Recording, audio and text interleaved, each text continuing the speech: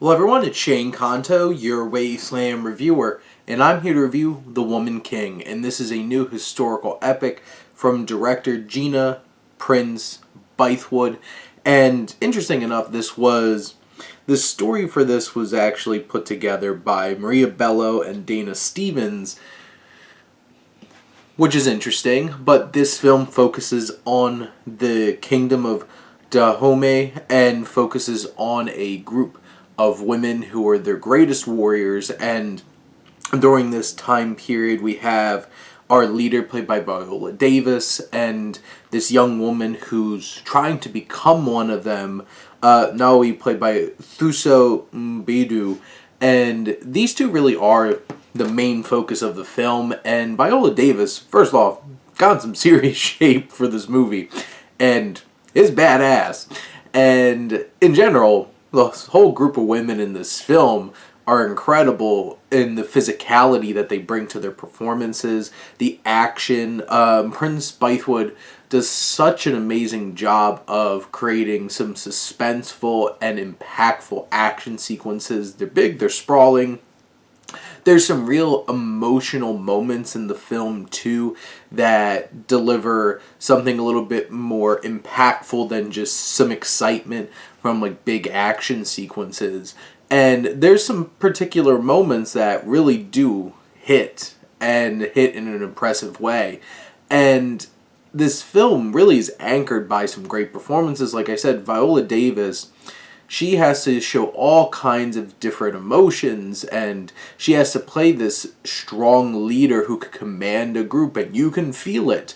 But you also see her with vulnerability when her past comes back and reminds her and shines a light on what she considers her weakest moments, and when she lacked courage to do what she should have done or what she needed to do. And Viola Davis is such a talented actress that she could bring that all to this role. And Mbedu is really a great co-lead in this film as this young woman. And it's interesting to see like how her bigger connection to the story comes into play and adds some layers that make this story even more compelling. And she gives a great performance. She has moments of, she has to show vulnerability. She has moments where she has to really stand up. She's courageous and just carries a lot in this film. Some of the weaker moments in the film, I do think, like, she has this love story that's, like, budding throughout the film. And I'm like, I did not care about it at all. And it felt like this film, it's like it needed a love story. It's like, no, it didn't. Film could have just focused on the sisterhood and those kinds of connections, which it does incredibly well, and didn't need to get bogged down by some random love interest for this character. And I felt like that took away from the film, and every time it really focused on that, I lost interest in connecting with the film. But to give a shout out to Lashana Lynch, who I think a lot of people know from No Time to Die and from Captain Marvel, where she plays Maria Rambeau. She is fantastic. She is a physical force in this film.